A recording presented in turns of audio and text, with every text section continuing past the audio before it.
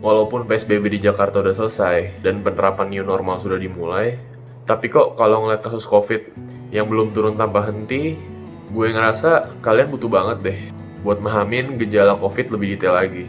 Nah, di sini gue pengen sharing tentang gejala-gejala yang dialami keluarga gue waktu masih positif COVID-19. Stay aware ya. Hai, selamat datang di channel Nova Royhan, balik lagi sama gue, Opang. Thanks banget for clicking this video. Gue harap kalian bisa dapat informasi baru supaya lebih tenang untuk menjalani masa new normal ini. So, langsung aja ke videonya ya. Mungkin pertama-tama gue bakal bahas dikit kali ya tentang gimana keluarga gue bisa kena COVID-19. Pasti kan kalian pada bingung tuh, kok bisa sih satu keluarga kena COVID-19 semua? Nah, sekarang gue mau nanya ke kalian aja sih. Sering gak sih waktu di akhir Maret 2020, kalian ngeliat berita ini di media sosial atau di TV? Ya, berita tentang beberapa dokter Indonesia yang meninggal karena COVID-19. Dan salah satu dari beberapa dokter yang meninggal itu adalah bokap gue, Dr. Adi Mirsa Putra, spesialis THPKL. Al-Fatihah.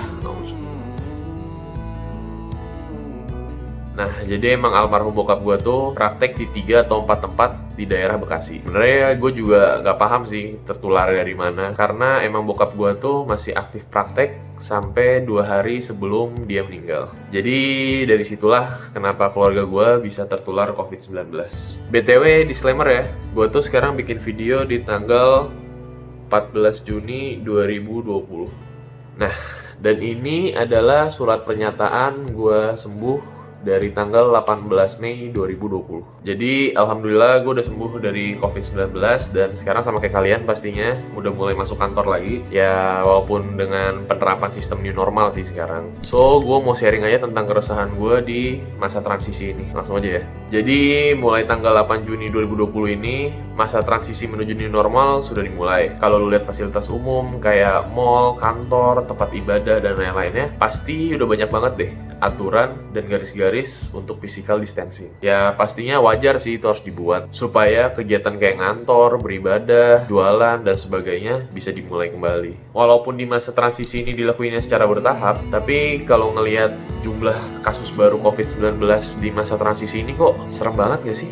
Kayak tiba-tiba kasus COVID di Jakarta nge-spike lagi, dan nge-spike-nya ini gak cuma di Jakarta, tapi di Indonesia. Nah, karena keresahan gue ini, gue jadi pengen share ke kalian kayak apa sih gejala-gejala COVID yang dialami keluarga gue. Tujuannya sih supaya kalian lebih aware aja, dan kalau terjadi apa-apa kalian bisa isolasi mandiri lebih cepat. Apalagi buat lulu semua yang udah mulai masuk kerja atau udah mulai beraktivitas di luar rumah lagi, kan rawan banget tuh buat tertular. Jadi kalian boleh banget sih buat share video ini ke kerabat atau keluarga kalian yang udah mulai masuk kerja lagi. So langsung aja kali ya. Ini adalah gejala-gejala COVID yang dialami keluarga gue. Pertama, yang harus lo tahu, demam dan batuk tuh bukan satu-satunya tanda bahwa lo tertular COVID-19. Contohnya gue dari awal tertular sampai gue sembuh, gue nggak ada batuk sama sekali. Terus kalau demam gimana? Jadi nyokap dan bibi gue selama positif COVID nggak pernah demam sama sekali sih. Ya intinya setiap orang tuh pasti punya gejala yang berbeda-beda kalau dia tertular. Contohnya aja ada kok orang yang tertular tapi tanpa gejala. Kenalin jenis batuknya. Jadi emang di rumah gue ada 3 orang yang punya gejala batuk. Nah, batuk di sini tuh batuk yang ringan dan kering ya.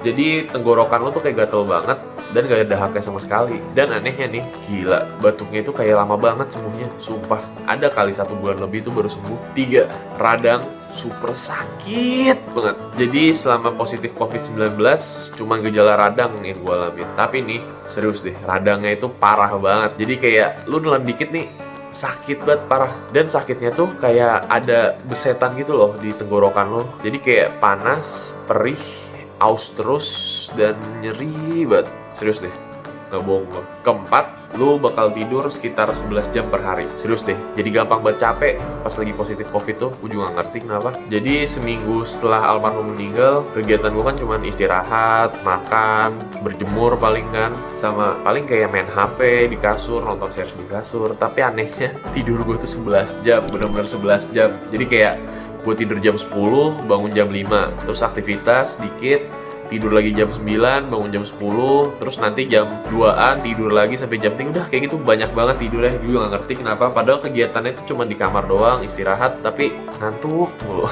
Kelima, napas lo tuh jadi pendek banget loh. Jadi kayak misalkan nyokap gue yang biasanya kalau sekali ngaji tuh bisa kuat 5-6 lembar, tapi di awal-awal kita isolasi mandiri tuh dia cuma kuat ngaji 1 lembar, terus langsung kayak capek gitu dan aus. Jadi kayak bener-bener setelah ngaji selembar dia harus udahan terus minum sama istirahat. Yang keenam, sesak napas. Nah, di sini sesak napasnya ada 2 jenis ya. Yang pertama yang gue alamin ya. Jadi lu kayak pas narik napas tuh kayak berat gitu, kayak ada yang nekan gitu loh di dadanya, jadi kayak berat banget buat nariknya.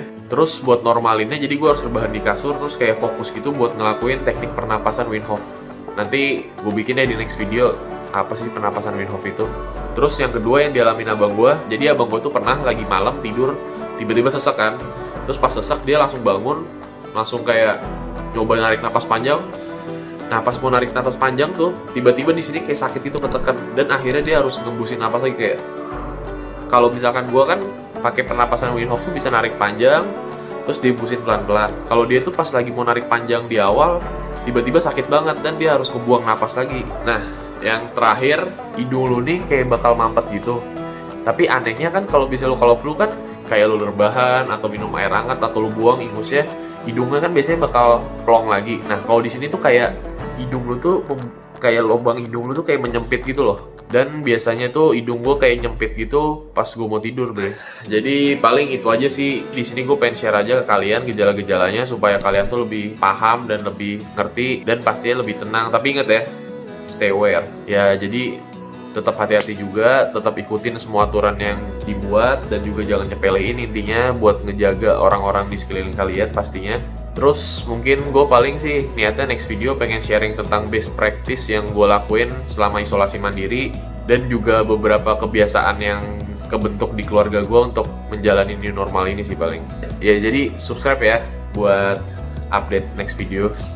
Ya makasih banget yang udah nonton video ini sampai habis. Kalian boleh banget buat subscribe supaya gue lebih sering lagi buat upload videonya. Kalian juga bisa like kalau misalkan video ini bermanfaat, dan boleh banget buat share ke orang terdekat kalian supaya bisa saling menjaga. Oh iya, komen juga ya buat saran video-video selanjutnya. I am Novel Royhan. Until next time, stay aware.